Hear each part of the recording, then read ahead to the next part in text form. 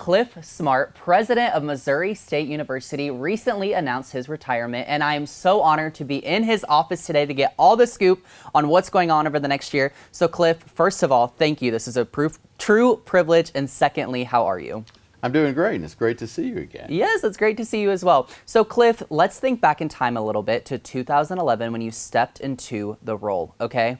I just had to know first and foremost, what was life like before that, before 2011, before you took on this massive role of president of this university? So, I had come over here at the end of 2007 to be general counsel. I'd been a trial lawyer, I'm traveling, lots of intensity, and I had stepped back to have a more normal 40 to 50 hour a week office job, very little travel, stuff I was very comfortable in, and all of a sudden going back really into the game, into a 24/7 job, because president of Missouri State University is all the time. And so it was a pretty drastic change. It was really important to me that my wife Gail was in for that change, and she was. We had just sent our youngest kid off to college, and so we were empty nesting it, and the two of us again, and we decided, you know what, we'll give it a try. We thought we'd do it for 8 months as an interim president. It was a really good year, and here I am 13 years later still doing the job. Yeah, absolutely. Now, when you accepted the offer to be the interim president in that time period, did you think that it would turn into this longevity of a career of being the president? I really didn't. I thought it was going to be a temporary job. One of the really good pieces of advice I got was from my board chair at the time, Gordon Elliott, and he said, Clif, I know you don't think you're going to apply for this job. I know you don't think this is a long-term deal. And you're going to be asked that today by the media. Give yourself a little room. You don't know. It may be a great fit. It may be what you want to do for the rest of your career. So give yourself some room. And so I did, not thinking that was a real thing. And, now I'm the longest serving public university president in Missouri. It was a good thing. Yeah. And it's been the best part of my career that I've ever had. I've loved doing this job almost every day. Well, congrats on that record, first of all. And secondly, so when you stepped into this role permanently, did you have any tactics or approaches that you thought you would use? Because as a former student leader, one thing I think a lot of the student body really commends you on is your very personable approach of not seeming like this, intimidating or aggressive type president. You were very personal, very in the midst of it all.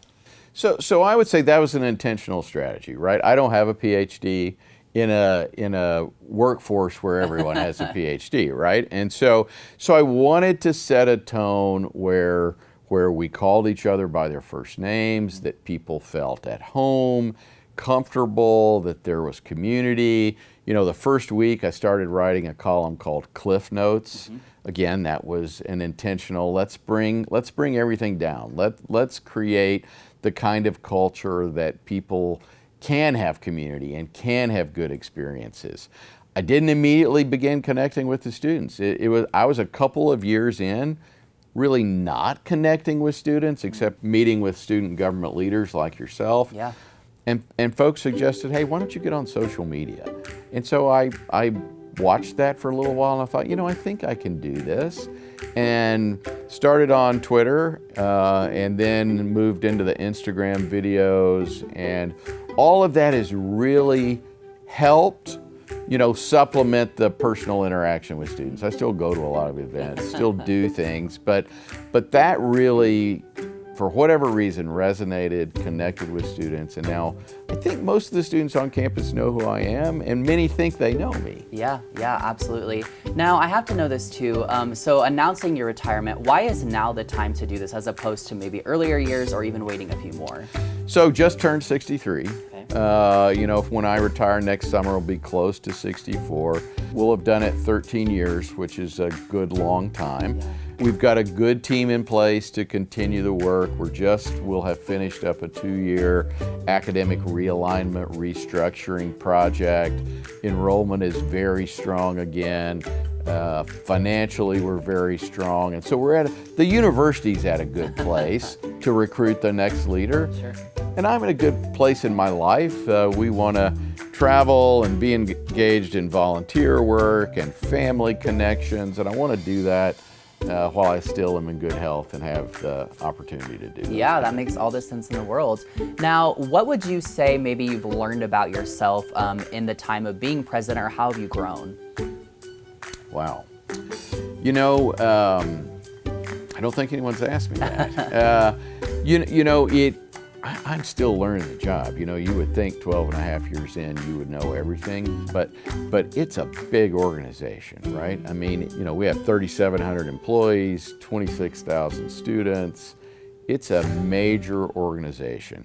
It takes a long time to figure that out, and as a part of figuring that out, you learn you can't do everything yourself. You learn you have to put a great team together. Frankly, many of them need to have different and better skills than I do in certain things. And then you've got to trust them and empower them and have their backs to then run the university. And it took me a little while to figure that out. But once I did, that's been a real part of the success. We have a great team, and you just keep bringing in new good people as others leave to take other jobs or retire.